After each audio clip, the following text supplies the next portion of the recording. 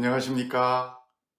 2021년 모교 어머니 기도회 개강 예배에 오신 여러분들을 주님의 이름으로 환영하고 축복합니다. 이제 2021년 상반기 모교 어머니 기도회 개강 예배를 시작하려고 합니다. 말씀과 기도로 무장된 어머니는 자녀와 가정을 세우고 또 남편을 하나님이 기뻐하시는 하나님의 마음에 합한 자로 세우는 힘이 있습니다. 줌으로 모교 어머니 중보기도회와 카톡으로 하는 큐티방을 통해 모두가 분리되어 있는 이 코로나 팬데믹 시절에 하나님 앞에 더 가까이 나아가시는 어머님들이 되시기를 바랍니다. 다음 주부터 시작되는 어머니 중보기도 모임과 큐티 나눔방에 많이 참여해 주시기를 바랍니다. 오늘 개강 예배는 김영애 권사님께서 해주시겠습니다. 강사님은 서울 온누리교회 권사님이시고 한동대학교 초대 총장이셨던 고 김영길 총장님의 사모가 되십니다. 오늘 이렇게 귀한 영상을 만들어서 보내주셔서 감사드립니다. 이제 나의 주 나의 하나님이라는 찬양을 부른 후에 바로 이어서 김영애 권사님의 강의를 듣도록 하겠습니다.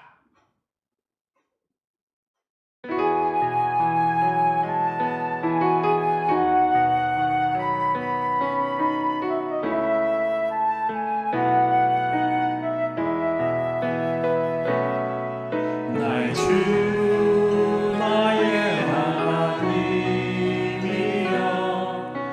주를 경배합니다. 주 사랑하는 나의 마음은 주께서 아시나이다. 나의 주 나의 하나님이여 주를 경배합니다. 주 사랑하는 나의 마음은 주께서 아시나이다. 해드릴 옷감 내게 없으며 주께 드릴 양육 없지만 하나님 형상대로 날 믿으사 새 영을 내게 부어주소서. 나의 주 나의 하나님이여 주를 경배합니다.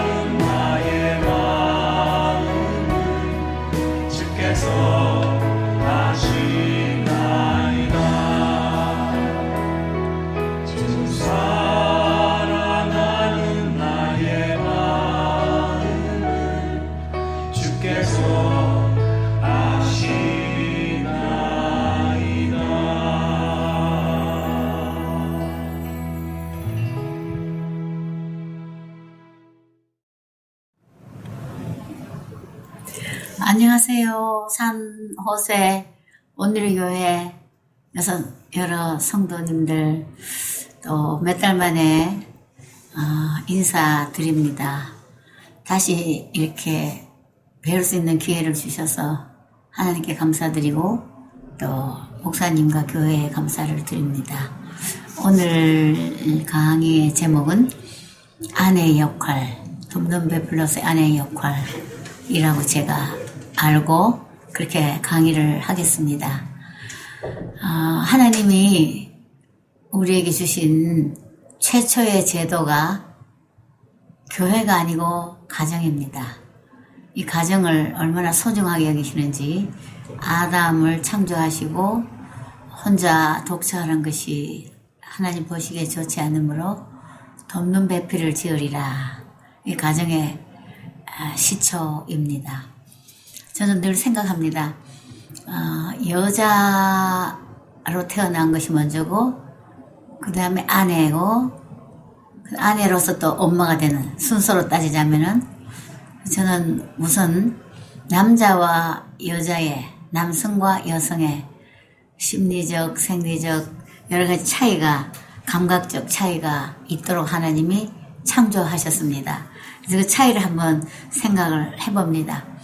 여자는 희노애락이 풍성합니다.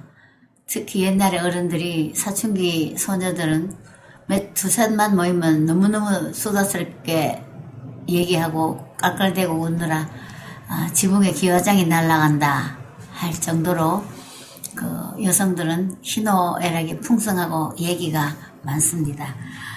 그리고 또 여자들은 그러기 때문에 무슨 얘기를 하려면 그 얘기의 결과보다가 사건의 결과보다가 과정을 중요하게 생각합니다. 그리고 자연히 확대 진술형입니다. 시큰 얘기하다가 삼천포로 빠져도 본인이 얘기 핵심을 놓쳐버리고 내가 무슨 얘기하려고 이렇게 얘기를 길게 하지? 할 때가 종종 있지요. 저는 그렇습니다. 그리고 상당히 주관적이라서 생각하는 것이 객관적이기보다 주관적이죠. 그런데 또 남자들은 어떤가 반대로 좀 생각해 볼 수가 있는 거죠. 남자들은 우선 굉장히 객관적이고 그리고 얘기 과정보다는 결과 도출형이죠. 저도 여러 가지 기억이 납니다. 제 남편에게 이렇게 얘기를 하기 시작하면은 한참 듣다가 도대체 당신 무슨 얘기 하느라고 그렇게 길게 하냐고 핵심이 뭐냐고 저를 다그칩니다. 그럼 제가 핵심이 뭐지? 내가 무슨 얘기 하려고 이렇게 얘기를 길게 하지? 저 스스로도 한번 당황할 때도 있습니다. 그래서 남자와 여자를 하나님께서 그렇게 다르게 창조했고 또 남자들은 존경받아야 행복하고 여자들은 사랑받아야 행복하죠. 그리고 또 남자들은 칭찬에 여자보다 더 약합니다. 남자아이, 여자아이를 키워보면 아마 동감하시는 부분이 있을 거예요. 저도 아들과 딸을 키우면서 제 아들이 야채를 잘 안 먹고 특히 시금치를 싫어하니까 시금치 먹을 땐 제가 막 칭찬을 합니다. 시금치 잘 먹는구나. 너 뽀빠이 같이 되겠다. 그럼 먹기 싫은 시금치도 엄마 나 잘 먹을 수 있어. 우적우적 먹다가 나중에 완전 토해버립니다. 그게 남자예요. 실제로 저희가 이웃에 살던 사내아이 5살 된 사내아이가 여자아이들 셋이서 놀립니다. 야, 너 다 잘 먹는데 동전도 먹을 수 있어? 근데 그 아이가 나 먹을 수 있어. 먹어봐. 그러니까 이 아이가 동전을 꿀떡 남기는 바람에 이머전시로 갖는 참 기가 막힌 에피소드가 실제로 있었습니다. 그것은 하나님이 남자들은 우쭐 대는 맛에 행복을 느끼고 칭찬에 목마른 대부분이 그렇다고 볼 수가 있죠. 물론 개인차가 있겠지만은 그래서 남자와 여자는 하나님 다르게 창조하셨다. 그리고 또 남자들은 굉장히 시각적이에요. 생각하는 우리가 보통 여자들이 모양 내고 이쁜 거 좋아하니까 여자들의 시각에 더 예민한가 싶은데 실제로 남자들이 예쁜 것에 이제 마음을 뺏기는 게 많죠. 특히 아내를 고를 때 얼굴을 많이 봅니다. 인물을 많이 보는 거죠. 그리고 여자들은 반대로 청각에 예민합니다. 남자가 귀에다 대고 당신 최고야, 당신 최고로 이쁘다, 난 당신 사랑해, 그러면 여자들은 홀딱 넘어가는 거죠. 남자들은 또 막 칭찬해주면 우쭐대고, 그렇게 청각과 시각이 예민하게 창조하신 걸 제가 또 제 경험상 확인하는 경우가 있었습니다. 저는 저희 남편 김영길 장로가 저의 그 외모에는 관심이 없는 줄 알았어요. 왜냐면 제가 옷을 하나 사와서 입어보면서 나 좀 봐달라고, 이 옷이 괜찮은지 좀 봐달라고, 아니면 리턴할 거라고, 미국 살 때 얘기입니다. 그러면은 책을 보고 있다가 저를 쳐다보지도 않은 채 깜짝 놀래게 이쁘다 이렇게 얘기를 하세요. 쳐다보고 얘기하면 믿겠는데 보지도 안 하고 그냥 이쁘대요. 그래서 제가 둘 중에 하나를 골라야 되니까 좀 제발 좀 봐달라고, 그러면은 둘 다 사시오 이렇게 얘기하는 거예요. 그래서 저는 이 사람은 외모에 관심이 없는 줄 알았는데, 저희가 미국에서 돌아와서 온누리교회 초창기 때 하영조 목사님께서 그 가정사역 세미나를 처음으로 하시게 되면서 우리 몇몇 가정들, 한 12가정을 가정생활 세미나에 참여하도록 독려하셨습니다. 그래서 저희 부부도 거기에 참여하게 됐는데, 그때 강사 선생님 4분이 부부셨는데, 아내는 남편의 단점을 한번 마음껏 이 시간에 적어보라. 또 남편도 아내의 단점을 이 시간에 마음껏 한번 적어봐라. 적는 데는 도덕적으로 책임질 필요가 없다. 서로가 불만을 알아야 되니까 이번 기회에 한번 적어보라. 그래서 저는 잘됐다 하고 남편에 대한 단점들을 종이에다 쓰기 시작했습니다. 제가 제일 답답해 여기는 것, 단점은 집에 오면 별로 말이 없이 책만 들고 앉았고 혼자 있는, 말이 별로 없는 사람이에요. 과묵한 사람이라. 손님이 집에 초대받아 오면 전 부엌에서 이제 음식을 준비하면은 어떨 땐 거실이 조용합니다. 그럼 손님도 말이 없고 초대한 주인도 말이 없으면 둘이 서로 얼굴만 쳐다보고 입만 쳐다보고 앉아있는 거예요. 그래서 제가 부엌에서 음식 하다가 말고는 뛰어와서 얘기 좀 하라고 사인도 보내고, 제가 또 말을 끼어들기도 하고. 그래서 제가 남편이 저한테 얼굴도 안 보고 결혼한 남편이기 때문에 옷도 쳐다보지도 안 하고 깜짝 놀래게 이쁘다 소리 해줬기 때문에, 그런 면에서는 제가 비판을 받으리라고 생각을 못했는데, 이 남편이, 저는 열심히 당신이 말이 없는 건데 답답하다는 걸 막 쓰고 여러 가지 단점을 쓰고 있는데, 제가 다 썼는데 아직도 옆에 있는 남편이 쓰고 있는 거예요. 제가 깜짝 놀랐어요. 저는 단점이 별로 없는 줄 알았기 때문에. 왜냐? 불평을 안 하니까. 그래서 제가 쿡 쓰시면서 그만 쓰라고, 뭐 그래 쓸 게 많으냐고. 그때 종이를 획 감추면서 옆으로 돌아앉으면서 아직도 자기는 좀 더 써야 된대요.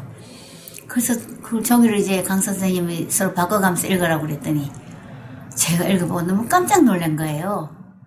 거기 뭐라고 썼냐면은, 당신은 외출할 때는 모양 내느라고 머리도 만지고 화장도 오래 하고 옷도 이 옷 입었다 저 옷 입었다, 맨날 지각 일보 직전에 내가 가슴을 애를 태우면서 내가 쓸개가 2개 있으면 하나는 진작에 끄집냈을 정도로 속이 탄다. 그런데 집에만 있으면은 잠옷인지 호모인지 똑같은 옷을 맨날 같은 걸 입고, 또 우리 둘이 식사할 때는 어저께 먹던 냄비채로 올라오면서 대충 먹고 치웁시다. 그 이쁜 그릇은 손님이 왔을 때야 나오고, 손님이 왔어야 맛있는 새로운 음식이 나오고, 우리 둘이 있을 때는 똑같은 옷을 맨날 며칠 입고 똑같은 음식이 반복해서 나올 때도 있고, 그걸 고쳤으면 좋겠다. 제가 쇼크를 받은 거예요. 너무 깜짝 놀란 거예요. 어머, 이 사람이 눈도 조금해서 잘 못 본 줄 알았는데 볼 걸 다 보고 있었구나. 다 알고 있었구나. 말만 안 했다 뿐이지. 그러면은 하나님 이 사람 확실히 남녀의 차이로 시각적인 사람으로 창조하신 게 틀림이 없구나. 그때 깨달은 이후로 저는 많이 고치려고 애쓰고 집에 있을 때도 옷매무새랑 화장도 가볍게 하고 이 남편에게 지적받지 않기 위해서 이제 노력을 하게 됐죠. 근데 반면에 남자들은 평생 자기 눈과 싸움을 해야 된다고 그래요. 결혼했는 남자라도 주변에 젊고 예쁜 여자가 지나가면은 다시 쳐다보는 거죠. 전 그런 사람 꽤 봤어요. 한 번은 엘리베이터 탔는데 엘리베이터 거리 옛날에 있었습니다. 우리나라에. 진하게 예쁜 여자가 서 있는데 젊은 커플이 서 있다가 그 남편이 이 엘리베이터 그거를 쳐다보고 있으니까 부인이 남편 얼굴 푹 돌리더라고요. 그만 쳐다보라고. 이 남자예요. 하늘이 창조하셨어요. 그래서 시각이 예민한 사람. 거기서 우리는 돕는 배필로 하나님께서 여자로 창조하시고 아내로 창조하셨는데 우리가 자칫하다가는 직무유기 너무나 느슨해져서 우리 며느리도 보니까 결혼하고 아기 낳고 나니까 언제 그렇게 이쁘고 날씬한 모양을 잘 내던 며느리가 트레이닝 옷 입고 씩씩하게 얼굴 화장도 안 하고 머리 찔끔 묶고 아이 옆구리 끼고 왔다 갔다 하고 우리 아들은 소파로 밀려나가지고 거기서 잘 때도 많고 그런데 성경은 아내의 역할은 남편은 언제나 시각적인데 예민하기 때문에 직무유기 하면 안 된다 하는 교훈을 우리가 얻을 수 있습니다. 늘 싱그럽게 아름답게 매력적으로 미인일 필요는 없지만 나름대로 매력을 발산할 수 있는 그런 신경을 써야 된다 하는 생각을 해봅니다. 어쨌든 남자와 여자를 하나님께서 감각적으로 다르게 창조. 남자들은 여자들은 또 어떤가?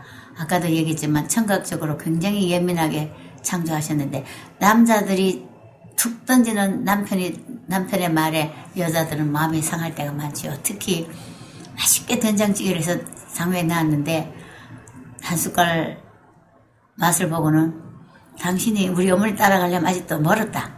만약에 그 한마디를 했다면 여자 아내는 그 된장국 그릇을 다 쏟아버리고 싶은 마음에 섭섭함과 분개가 일어나는 거죠. 그러나 남편이 당신은 정말 솜씨 좋아 어떻게 이렇게 맛있게 하지 이 말 한마디에 아내는 그 다음엔 더 잘할 수 있는 이런 그 동기부여가 됩니다.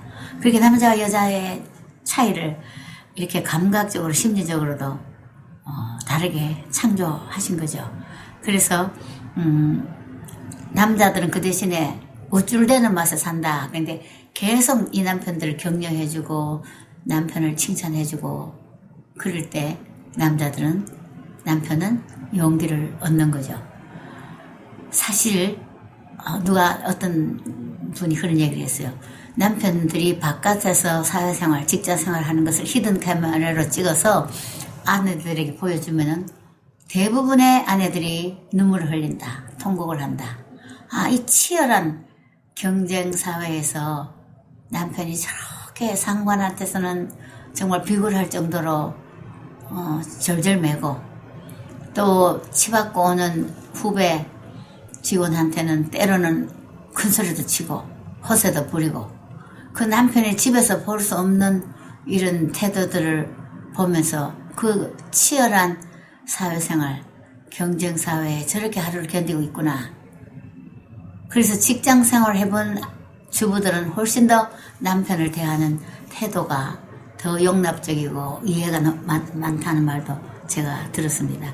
어쨌든 남편들은 또한 대부분 여자들보다 화가 좀 많다 그래요. 물론 성격 차이, 개인 차이가 있겠지만 근데 그 화란 성격이 나빠서 그런 게 아니라 거기에서 창조적인 능력이 나온다 생각하면 무리가 없다고 누군가가 얘기를 했습니다. 우리 남편 저 화내는 거 보니까 굉장히 에너지가 많구나. 창조적인 힘이 저기서 나오는구나. 사실 남녀 다 합해서 금식을 며칠 하면 화낼 기운이 없습니다.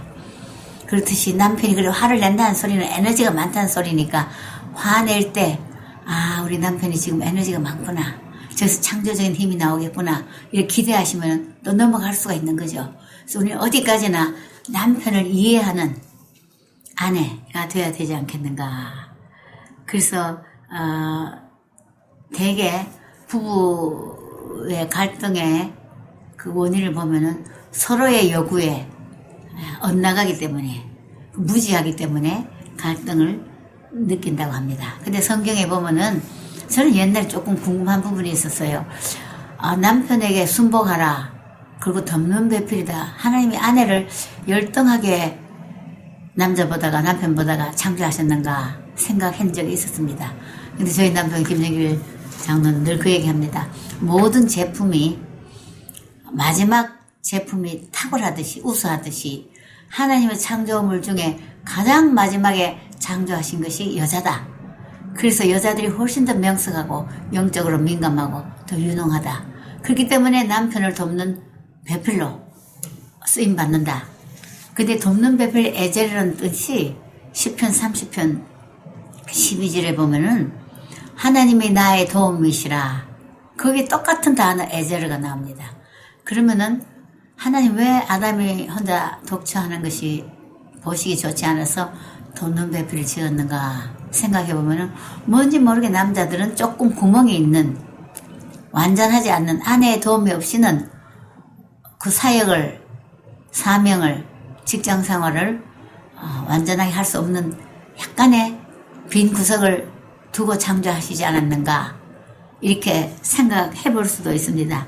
그래서 여자를 열등하게 창조하신 것이 아니고 동등하게 창조하셨다는 걸 성경 창세기 1장 28절에 나옵니다. 거기 보면은 하나님이 그들에게 복을 주시되, 그들, 남자와 여자, 남편과 아내 똑같이 복을 주신다 그랬어요.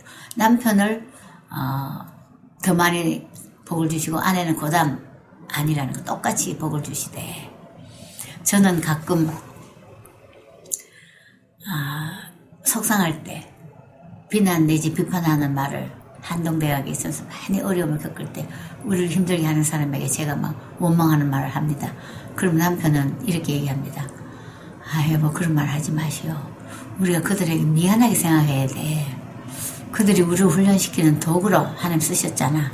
하나님이 금은 풀무로 은은 도가니로 연단하지만 사람 마음을 연단하신다 그랬는데, 그 뭐로? 인생 채찍과 사람의 막대기로 연단하신다 그랬는데, 우리의 부족함을 연단하시기 위해서 그들을 도구로 사용하시기 때문에 우리가 그들한테 미안하게 생각해야 돼. 당신 원망하지 마시오.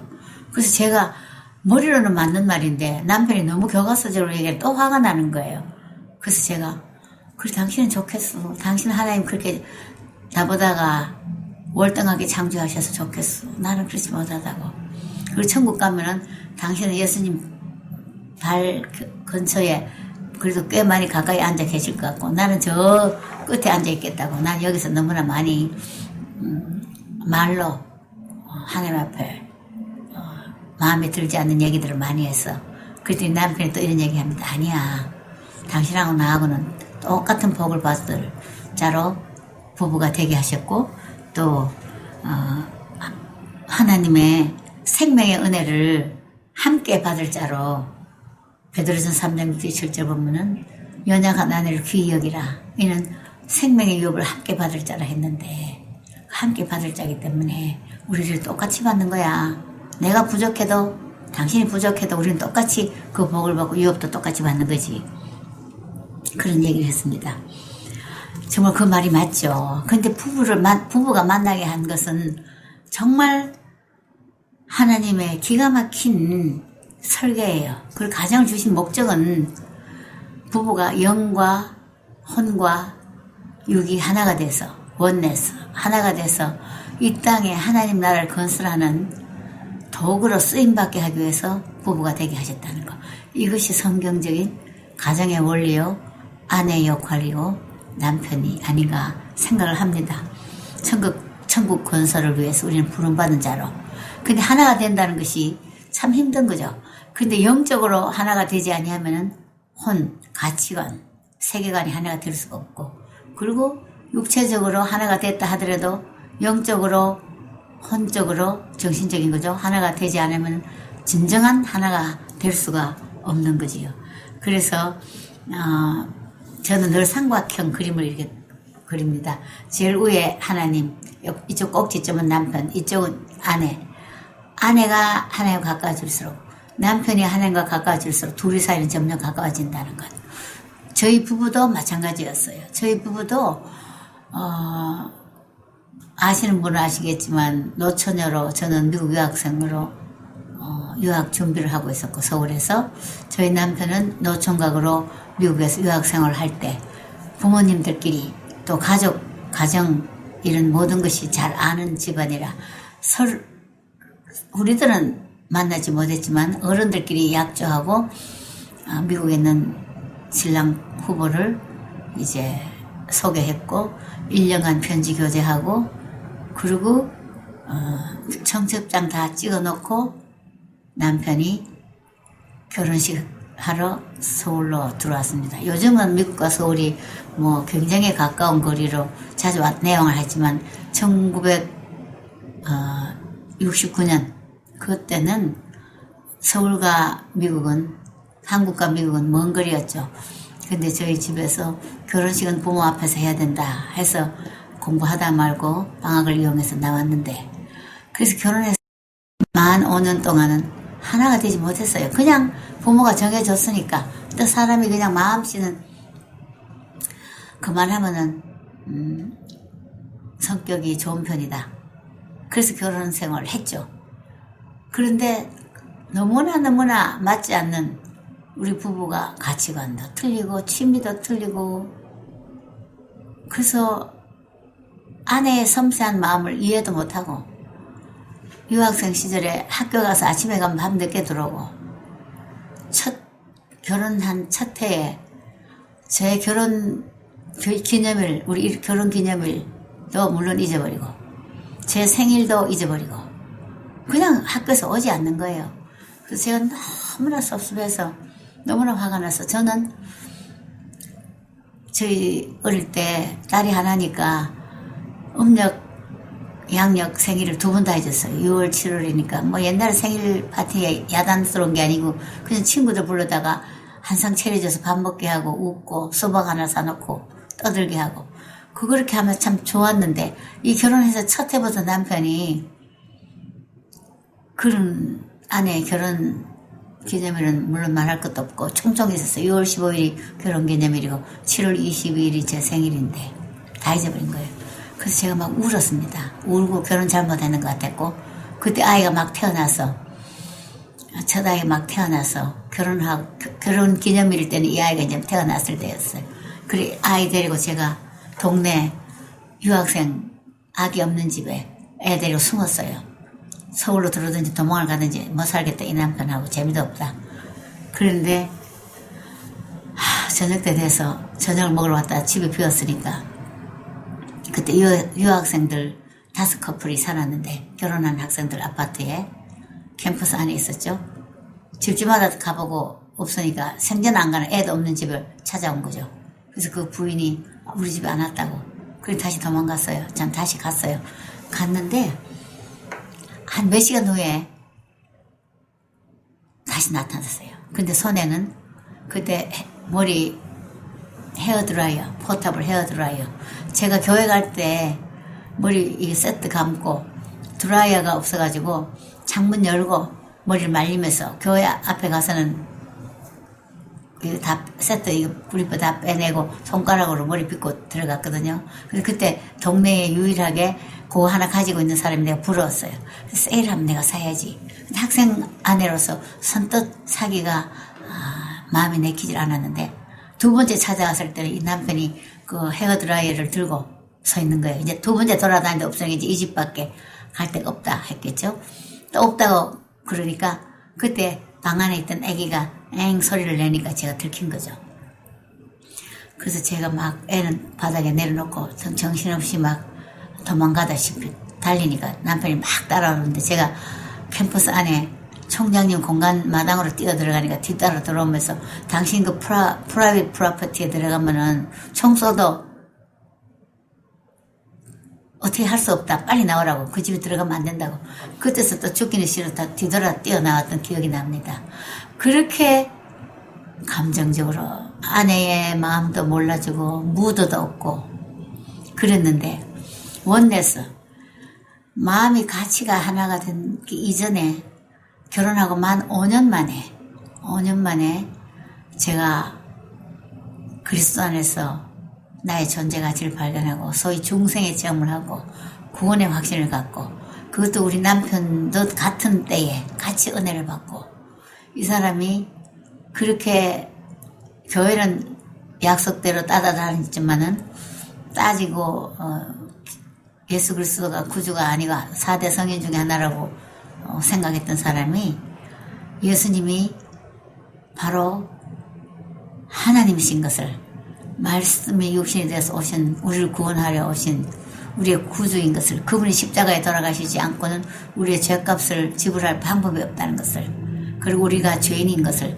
그날 깨달으면서 저희 부부는 결혼하고 만 5년 만에 비로소 영적으로 하나가 되는 그때부터 우리는 같은 가치관을 가지고 같은 삶의 의미를 가지고 같은 세계관을 가지고 한 목적 한 방향을 향하여서 살게 됐죠. 그래서 정말 돕는 게 필이 뭔가 제 역할이 뭔가 생각하면서 우리 김영길 장로는 또 안으로서 제가 참 불평하는 부분이 하나 있었는 게 뭐냐면은 시각적이지 않는 사람이라고 제가 얘기했는데 그렇게 또 생각할 수밖에 없는 부분이 너무나 어지르고 다닙니다. 지나가면은 토네이도가 지나간 같이 서재의 책들은 저렇게 해서 뭘 찾아낼 수 있을까 할 정도로 종이 페이퍼들이 쌓여있고 뒤죽박죽이고 뭐 옷은 양말은 절로 던져지고 저쪽으로 던져지고 화장실에 세수하고 나오면은 유리에 온 물이 다 튀고 비누 가게는 물이 차여있고 치약 뚜껑은 안 닫혀있고 치약도 가운데를 꼭 눌려가지고 그래서 제가 수건은 땅바닥에 떨어져 있고 제가 막 잔소리를 하면 저보고 이렇게 얘기합니다. 여보, 난 군대에 있을 때 제일 힘들었어.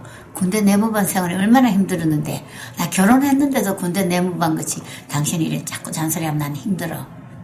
자기를 치우는 거 참 힘들대요. 저는 또 시각적인 사람이라 정리정돈해야지 머리가 맑은데 어째 이렇게 어지러워 사는가. 그런데 이것을 이해하고 나니까 아, 각자 다르게 창조하셨구나. 이해하고 나고부터는 잔소리를 덜 하게 되면서 나의 역할이 뭔가 화장실 들어갔다 나오면 유리 거울 닫고 수건 빨래통에 넣고 정리정돈하는 것이 저한테 기쁨이 되기 시작했어요. 그리고 우리가 그 약점들이 하나님이 쓰시는 것을 제가 여러 번 경험했어요.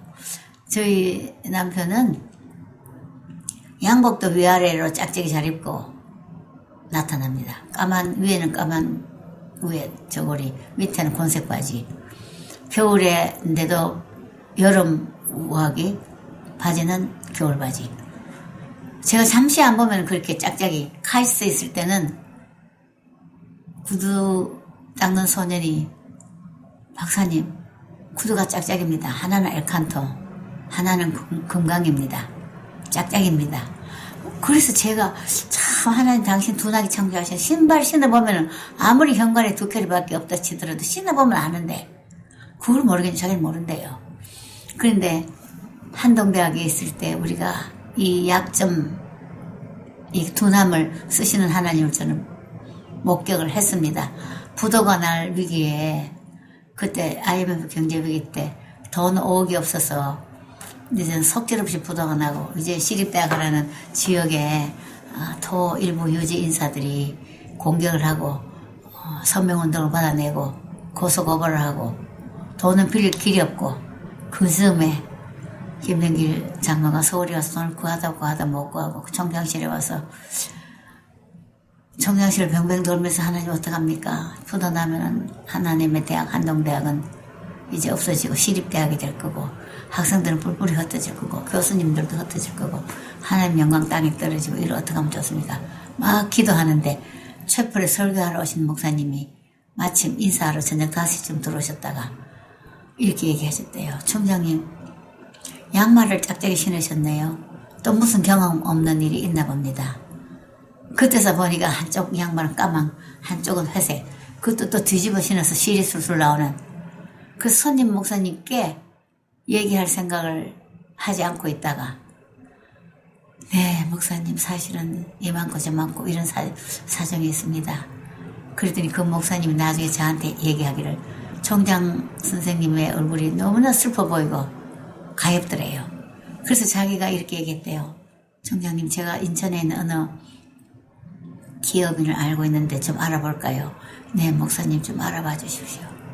그래서 그 기업인에게 이 사정을 얘기하고 돈을 좀 빌려줄 수 없느냐 그랬더니 그분이 저도 한동대학을 무척 아끼고 좋아하지만은 당장 내일 5억 5천만 원도 아니고 5억을 제가 구할 길이 없습니다. 어떡하지요? 그러나 끊기전에 얘기했대요. 최선은 다해보겠지만 기대는 하지 마십시오. 그래서 그날 밤 저희 부부는 앞뒤말 다 자르고 하나님 그분이 최선을 다하도록 하나님 역사해 주시옵소서. 그런데 이튿날 남편이 퇴근을 했습니다. 학교 갔다가 저는 속으로 부도 났겠지. 내일쯤 신문에 대서특필하겠지. 한동대 드디어 부도. 그래도 궁금해서 물어봤지요. 당신 그 5억 어떻게 됐나요? 저를 많이 쳐다보면서 당신 생각이 그게 어떻게 됐을 것 같소? 금방 눈에 눈물이 가득 고이더니 화장실로 뛰어가서 세수하고 나오더니 그분이 돈 5억을 보내줘서 부도를 막을 수 있었다고. 그때 저 입에서 이런 말을 했습니다. 어머, 당신 양말 뒤집어 신은 거, 당신 짝짝이를 잘 입는 그것도 하나님 쓰시네요. 저는 그때 이후로 우리 하나님은 약한 자를 들어서 지혜롭게 하시고 강하게 하시고 미련한 자도 쓰시는 하나님을 목격을 했습니다. 여러분도 여러분의 남편이 이런 것 때문에 마땅치 않고 못마땅하고 사회생활 하는데도 어려움이 있다. 그럴 때마다 하나님 앞에 그 문제들을 올려놓고 기대하시기 바랍니다. 그래서 우리를 돕는 배필로 우리를 지으신 거죠. 절대로 남편은 아내의 도움이 없이는 온전한 사역을 할 수가 없습니다. 그리고 아내를 보면은 남편의 성숙이 보인다. 누가 그런 말도 하셨어요. 철이 철을 날카롭게 하듯이 친구의 얼굴을 빛나게 한다고. 다 적수끼리 만나서 다른 사람끼리 만나서 서로를 통해서 마모되고 훈련받고 보완하고 그러면서 이 땅에 하나님 나라를 건설하는 부부로 하나가 돼서 영적인 하나, 혼적인 육체적인 하나가 되어서 가정천국을 이루는 거죠. 아직 믿지 않는 남편들이 계시다면은 그 남편을 기대하시기 바랍니다. 경건하지 않는 남편, 믿지 않는 남편이라도 경건한 아내로 인하여서 구원을 받게 한다는 하나님 말씀 약속이 있습니다. 그 성경 잠언에는 수많은 성경 구절이 있죠. 미련한 여인은 남편의 뼈를 상하게 하고 지혜로운 여인은 남편의 면류관이라. 남편 머리에 면류관을 씌울 것인가 뼈를 상하게 할 것인가 아내한테 달린 거죠. 그리고 남편의 기질들을 좀 알면은 훨씬 더 이해하기가 쉽습니다. 사람마다 다 기질이 있는데 4가지 기질이 있다고 들었습니다. 남편의 기질 중에 때로는 성격이 기질의 특성 중에 점액질 기질, 남자뿐만 아니죠. 아내도 그런 기질이 있죠. 점액질 기질은 굉장히 안정감이 있는 스타일인데 아브라함이 아마 그런 기질이었다고 책에는 누가 그랬습니다. 그리고 굉장히 내성적이고 온화하고 균형 잡힌 그리고 평화롭고 조용한 그러면서도 때론 적절한 위트도 있는 그런 기질. 그리고 타인들에게 그래서 인기가 많아요. 그러나 스스로 동기부여를 하는 데는 조금 느리죠. 그리고 간섭받는 것을 무척 싫어합니다. 그런 모순된 기질을 갖고 있는데 이렇기 때문에 자기 문제를 남들에게 노출하는 것들도 싫어해요. 이런 남편들은. 우리 지금 남편만 생각한다면은. 그래서 말이 별로 없는 거지요. 저는 학교에 막 어려움이 있을 때 누가 전화로 권사님 별일 없으세요? 한번 그렇게 물었습니다. 저는 그 인사가 보통 인사가 아닌 걸 알았어요. 맨날 별일이 있었기 때문에. 그래서 한 번은 그 전화를 받고 별일이 왜 없겠어요? 그러면서 이런 문제 저런 문제 정신없이 얘기를 하고 전화를 끊으니까 남편이 옆에 있다. 당신 누군데를 고조할 미조할 얘기하고. 아니 그분이 별일 없느냐고 물어서 별일 없다 하면 거짓말하는 것 같아서 나도 모르고 그렇게 얘기했다고. 그랬더니 당신 숫자 확성기 들고 종로에 가서 광고하지 그렇게 얘기를 했어요. 저는 얘기를 해야지 제 마음에 있는 스트레스가 풀어지는 것 같은데 저희 남편은 그렇게 말을 하는 걸 별로 좋아하지 않았어요. 그래서 이런 남편들에게 오늘 별일 없었느냐고 묻고 왜 나한테 얘기 안 하냐고. 난 당신이 일어나는 일들, 학교 일어나는 일들 다른 사람을 통해 듣지 당신한테 들은 적이 없다고 윽박지르면은 이런 남편은 더 스트레스를 받는 거죠. 혼자 조용히 방에서 음악을 틀어놓든지 책을 읽든지 혼자 조용히 앉아있든지 이럴 때 이 남편은 훨씬 더 감정의 처리, 스트레스 처리를 잘 하는데 그런데 짜증도 안 내지만 화도 잘 안 내지만 혼자만의 시간을 아내는 이런 남편을 존중해줘야 되는 거죠. 그리고 격려해줘야 되는 거죠. 저는 나중에 학교가 너무 힘들었을 때 남편을 격려를 많이 했습니다. 의도적으로. 여보, 당신 대단하고 당신이 이렇게 견뎌내지 아무나 못 견딜 거야. 당신 정말 잘 참고 있네. 그래서 하나님 당신 쓰시나 봐. 이런 격려들을 해주는 것이 굉장히 필요합니다. 그래서 또 이런 성격을 가진 아내는 남편의 혼자만의 시간을 존중을 해줘야 되죠. 그리고 또 반대로 다혈질의 기질의 남편은 칭찬에 목마른 기질이라고 생각할 수 있죠. 베드로와 같은 예를 들자면 그래서 이 사람들은 이런 기질은 굉장히 대중적이고 인간관계 중심이기 때문에 늘 주변에 사람이 있는 걸 좋아하고 타인의 시선을 늘 의식하고 그리고 분위기 메이커예요. 이런 성격은. 그리고 대체적으로 말을 많이 하는 거죠. 그리고 누군가가 자기 말을 들어주면 굉장히 기분 좋고 행복하고 그리고 표현력도 탁월하고 그리고 어떤 힘든 일이 생기면은 적극적으로 사람들을 찾아서 자신의 감정 상태를 고백을 하는 성격이죠. 반대죠. 아까 그 성격하고. 그래서 이런 성격의 남편은 아내가 그 말을 잘 들어줘야 돼요. 그렇지 않으면 남편은 굉장히 외로움을 느끼죠. 그래서 관계의 단절까지 느낄 수 있는 그런 외로움을 느낍니다. 그래서 이런 사람도 항상 격려와 칭찬이 필요한 사람이에요. 이런 남편은. 계속 격려해주고 북돋아주고.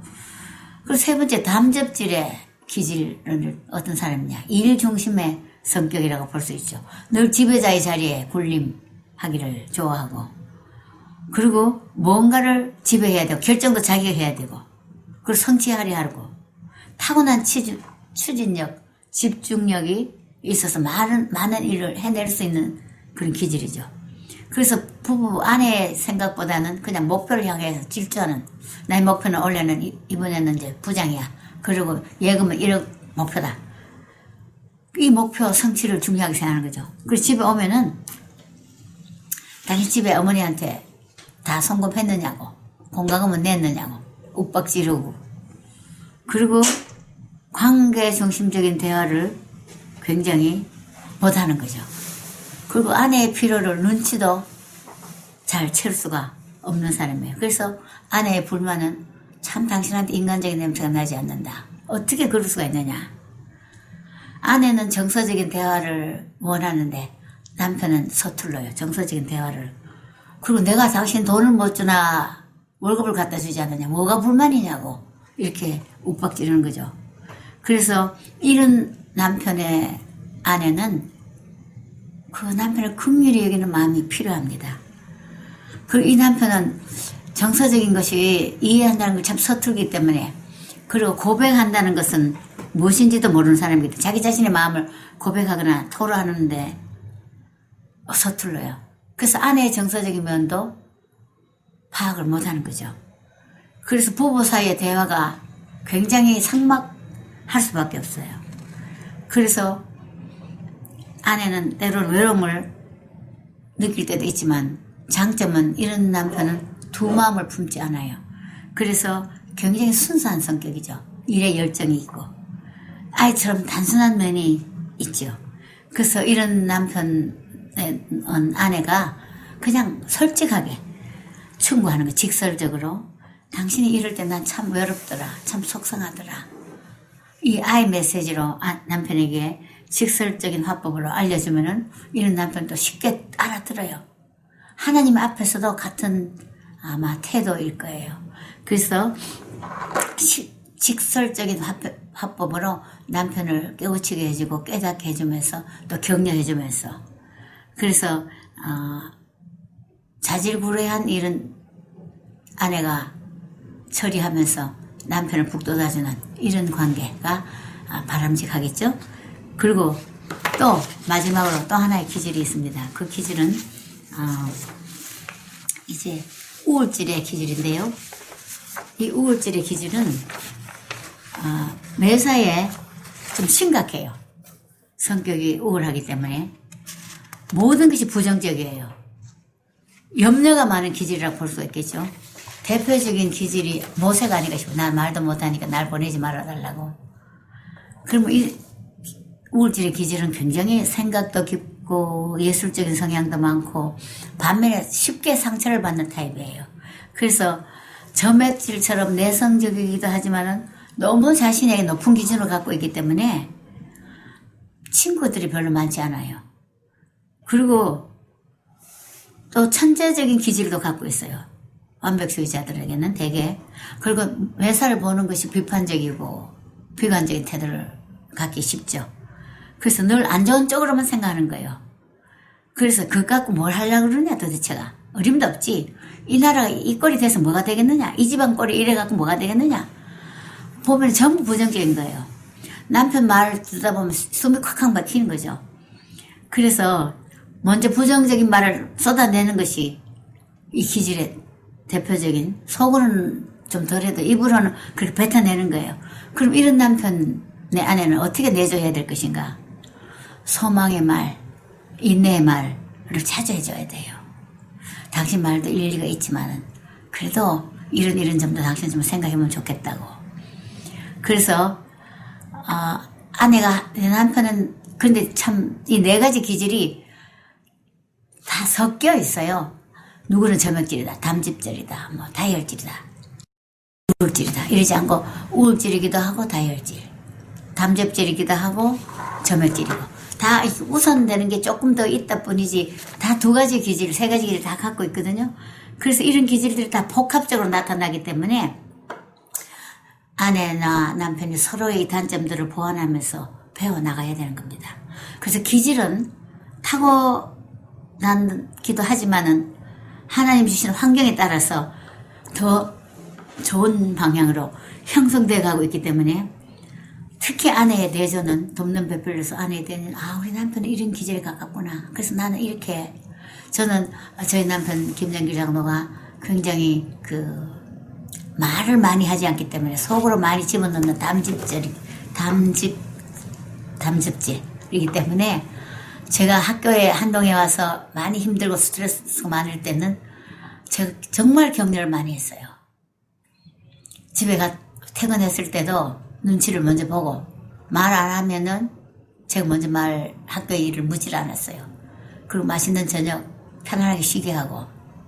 그런데 제가 어떨 때는 오늘 별일 없었냐고 저도 모르게 물으면 맨날 무슨 그래 별일 일어나겠소. 속으로 제가 어머 이상하다 오늘 별일 없나 보지. 오히려 별일이 일어나지 않는 것을 이상하게 생각했죠. 그리고 더 이상 안 물었어요. 근데 아침에 새벽에 서재에서 혼자 찬송을 부르고 성경을 큰 소리를 읽고 그 다음 기도할 때 제가 옆에 앉아 들으면 어저께 얼마나 많은 일이 일어났던지 자기 아버지께 다 일러 바치더라고요.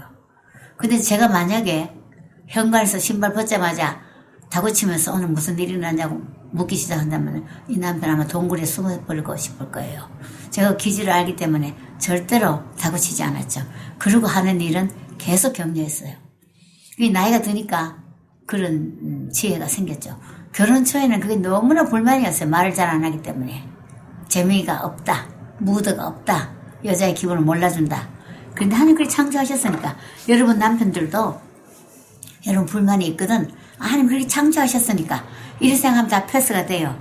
그래서 다이얼 우울질일 수도 있고 점액질일 수도 있고 점액 다이얼질일 수도 있고 뭐 여러 가지 유형이 있는데 이 관점들, 이 단점들을 어떻게 보완해야 되느냐 이것이 아내의 역할이라고 생각합니다. 그래서 하나님께서 정말 결혼 생활에 여러 가지 복병들이 많지만은 우리는 각자가 남편도 나도 성령 안에서 힐링을 받아야 할 연약한 존재라는 것을 치유받아야 할 연약한 존재라는 것을 먼저 깨달으면서 이 남편을 바라보는 것, 남편을 내조하는 것. 그래서 이제 결론을 얘기하자면은 아내와 남편은 동등하게 창조하셨기 때문에 천국 가서도 우리는 똑같이 하나님 나라를 유업으로 받을 그리고 사명도 똑같이 주셨어요. 땅을 다 정복하고 다스리라. 그 이 땅에 살 동안에 남편의 사역이 똑같이 아내의 사역입니다. 미련한 아내는 여보 당신 바깥에 일은 난 절대로 얘기하지 말고 그건 거기서 끝내라고 집에까지 갖고 오지 말라고 미련한 거죠. 남편이 솔솔 고민을 얘기하고 고충을 얘기할 때 들어주고 당신 많이 속상했구나. 아우 당신 정말 애썼어요. 이렇게 격려해야지 남편이 집에 와서 포근한 안식처로 위로를 받고 또다시 힘을 충전받아서 그 다음날 일할 용기가 나는 거지요. 가정은 천국이 되어야 합니다. 가정천국. 가정은 어디서도 위로받을 수 없는 위로를 이곳에서 받을 수 있어야 되고 남편의 약점이 포근하게 감싸주는 덮어지는 곳이 바로 가정이에요. 그러면 그렇게 할 수 있는 비결은 하나님 안에서 그 풍성한 사랑을 받은 자만이 가능합니다. 탱크가 2개 있다면 큰 탱크는 하나님 사랑을 받은 탱크. 그 안에 남편과 아내의 사랑, 작은 탱크가 들어가 있어야 돼요. 그래서 마음껏 하나님 사랑을 받은 자로 나는 용서받은 자다. 하나님의 사랑을 받은 자다. 나는 하나님의 귀한 딸이다. 그렇기 때문에 내 남편을 하나님이 나한테 주셨고 이 사랑으로 남편을 보는 눈이 있어야지 남편의 약점도 용납이 되고 눈물로 기도하게 되고 보완하게 되지. 하나님 사랑을 못 받은 자는 남편에 대해서 그 사랑을 줄 수가 없어요. 그래서 결론적으로는 사랑하는 귀한 성도님들, 여성 성도님들, 그리스도 안에서 내가 누구인지 나는 예수 그리스도가 아니고는 구원받을 길이 없다는 것. 성부 하나님 안에서 나는 소속감, 하나님 딸이라는 소속감. 영접하는 자 곧 그 이름을 믿는 자들에게는 하나님의 자녀가 되는 권세를 주셨으니 하나님 자녀가 됐다니 권세가 있는 딸이라는 것. 그 다음에 값을 저 늘 이걸 좋아합니다. 값은 지불한 만큼 가치를 부여하는데 우리 예수 그리스도가 우리를 위하여 십자가에 돌아가심으로 나를 위하여 돌아가심으로 다 지불했다. 다 이루었다. 그래서 우리는 이래봬도 잘생겼든 못생겼든 능력이 있든 없든 늙었든 젊었든 관계없이 나를 위하여 대가를 지불하셔. 예수 그리스도 대가. 그래서 우리 예수 짤입니다. 그 다음에 성령님 안에서 나 안에 계시기 때문에 내가 남편을 더욱 사랑할 수 있고 자녀를 더 그리스도 안에서 키울 수 있고 그래서 저는 잠언 31장 10절 이하의 말씀으로 결론을 내립니다. 어떻게 현숙한 여인을 보겠느냐. 그 값은 진주보다 귀하다. 뭐 하필이면 진주라 했을까? 보석 중에 진주는 조개 안에 모래가 하나 들어가면은 그 조개가 얼마나 아프겠어요. 이물질이 들어왔으니까. 그래서 그걸 진액을 뽑아낸대요. 그럼 그 모래가 진액으로 코팅이 되면서 진주가 된대요. 우리 결혼하고 나서 결혼하기 전에는 다 눈 감고 결혼합니다. 단점이 안 보여요. 혹 뭐가 씌어서. 결혼해서 보니까 눈으로 뜨고 보니까 남편의 단점이 너무 보이는 거예요. 사실은 반대가 돼야 된대. 결혼 전에 이 결혼할 상대가 이런 단점이 있고 이런 약점이 있구나 보고 하면 좋지만 그때는 잘 보이지 않죠. 그리고 이 남편에게 이 신랑 후보에게 나는 뭘 도와줄 수 있을까? 돕는 배필로. 이것이 최고의 혼수인데 우리나라는 여러분 미국에 사시는 여러분은 모르겠지만 우리나라는 저 하이마트로 달려갑니다. 결혼 준비한다면. 정말 결혼 준비는 내가 이 남편을 어떻게 도와줄 수 있는가 영적으로. 그거 못하고 결혼하자 대부분 저 여수도 그랬으니까. 근데 결혼하고 나서 그리스도 안에서 내 존재 가치를 발견해서 하나님 안에서 나는 하나님 딸이라는 것, 예수 그리스도 안에서 나의 기가 막힌 가치 있는 존재라는 것, 성령 하나님 안에서 나는 자신감이 있다는 것. 어떤 자신감? 난 할 수 없지만은 그 사랑으로 난 남편을 사랑하고 내조하고 그 하나님 주신 미션, 사명. 진정한 성공은 남편이 총장이 되고 사장이 되고 사회에 나가서 엄청난 일을 하는 게 성공이 아니에요. 하나님이 주신 사명, 그 사명을 내려놓지 않고 잘 감당할 수 있도록 일생 사는 것이 진정한 성공이라고 생각을 합니다. 사도행전 13장 36절에 이런 구절이 있습니다. 너희 시대에 다윗의 시대에 주의 뜻을 쫓아 주를 섬기다가 열조와 함께 썩음을 당하였더라. 거기 보면 다윗은 his generation, 저와 여러분 지금 이 제너레이션에, 이 엄청난 시대에, 코로나 시대에, IT 시대에, 이 제너레이션에 저와 여러분은 주의 뜻을 쫓아서 주를 섬기다가 어떻게 섬기는가? 남편을 세워주며 남편을 머리로 삼으며, 베드로전서 3장 5절에 있습니다. 전에 하나님께 소망을 두었던 부녀자들도 이같이 자기 남편에게 순복함으로 자기를 단장하였나니, 여자로 태어나서 아내가 됐을 때 엄마 이전에 자기 남편에게 순복하는 것이 자기를 단장한다 그랬어요.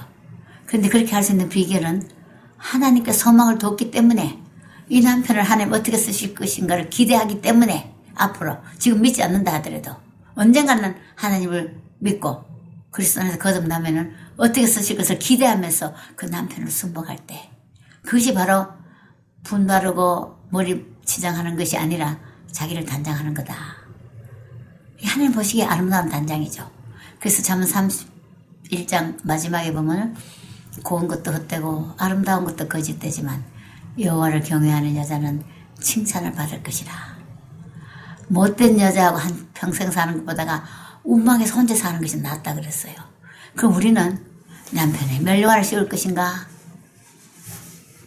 못된 아내로 남편이 집 밖에만 빙빙 돌도록 만들 것인가? 아내한테 달린 거예요. 가정을 세우는 아내, 그 아내가 되는 것을 하나님 우리를 예의주시하고 계시고 기뻐하시고 칭찬할 준비를 하고 계신다고 생각합니다. 자, 잠시 기도 올리고 제 강의를 마치겠습니다. 하나님 아버지 감사합니다. 우리에게 남편을 주셔서 가정을 주셔서 감사합니다. 이 시대에 주의 뜻을 쫓아서 주님을 섬길 수 있도록 도와주시옵소서. 우리 어차피 한 번 살다 가면 인생, 썩음을 당하는 인생 가운데 우리에게 주신 이 가정 잘 세워서 우리의 남편들이 주의 종으로, 주의 사람으로, 주님의 사명자로 직장에서 어디에서든 칭찬받고 주님 주신 심부름 잘 감당할 수 있도록 함께 이 사역을 감당하게 하시고 내조할 수 있도록 도와주시옵소서. 예수님 이름으로 기도했습니다. 아멘. 이번 상반기 어머니 기도회에 관한 몇 가지 광고 말씀을 드립니다. 이번 목요 어머니 기도회는 줌으로 하는 방식과 카톡을 통해서 하는 두 가지 방식으로 진행하겠습니다. 줌으로 하는 방식은 줌을 통해 실시간 화상으로 직접 만나서 같이 중보 기도를 하게 되고요. 카톡방으로 하는 것은 시간과 공간의 제한을 받지 않고 카톡방에서 큐티의 은혜 받은 것을 나눔으로써 진행할 수 있는 방식입니다. 신청하시는 방법은 안혜진 집사님이나 허지호 집사님에게 직접 연락해 주시거나 또 교회 홈페이지에 들어가서 여러분들이 하실 수 있습니다. 교회 홈페이지 첫 페이지에 가시면 오른쪽 위에 여러 가지 단추들이 있는데 그 중에 사역과 양육이라는 것을 살짝 커서를 갖다 대시면 밑에 여러 가지 단추들이 뜨는데 그 중에 보면은 교회 행정서식이라는 단추가 있습니다. 그거를 클릭하시면 여러 가지 양식들이 나오고 맨 아래 칸에 큐티방 신청서라는 양식이 나올 것입니다. 그 큐티방 신청서를 클릭하시면 거기에 큐티방에 그 신청하는 양식이 나오고요. 거기에 이름과 이메일과 전화번호를 적으시고 줌 방식이든지 혹은 카톡 방식이든지 여러분이 원하시는 방식을 선택하신 후에 제출, 서브미트를 눌러주시면 되겠습니다. 이번 2021년 상반기 목요 어머니 기도회에도 많이 참여해 주시기 바랍니다. 중보기도와 카톡을 통한 큐티 나눔방에 많이 참여해 주시기를 바랍니다. 같이 기도하시겠습니다. 하나님 아버지, 이번 2021년 상반기에도 저희 어머님들에게 이렇게 기도할 수 있는 마음을 주시고 또 자녀와 가정과 또 남편을 하나님이 합당한, 하나님이 기쁘게 여기시는 사람으로 세우고자 하는 그러한 소망을 주시니 감사합니다. 오늘 주신 말씀도 저희들이 잘 순종하며 지켜서 큰 열매를 거두게 해 주시옵소서. 또 한 학기 동안 줌으로 하는 중보기도회와 또 카톡방을 통한 큐티 나눔방을 통해서 말씀이 더 풍성해지고 기도가 더 깊어지는 이번 상반기 기간이 되게 도와주시옵소서. 지금은 우리 주 예수 그리스도의 은혜와 하나님 아버지의 무한하신 사랑과 성령의 교통하심이 오늘 2021년 상반기 목요 어머니 기도회 개강 예배에 참여하시고 또 앞으로 줌 기도회와 카톡방을 통한 큐티 나눔방에 참여하실, 그리고 그 모든 기도회와 활동 위에 지금부터 영원히 함께 하시기를 간절히 축원하옵나이다. 아멘.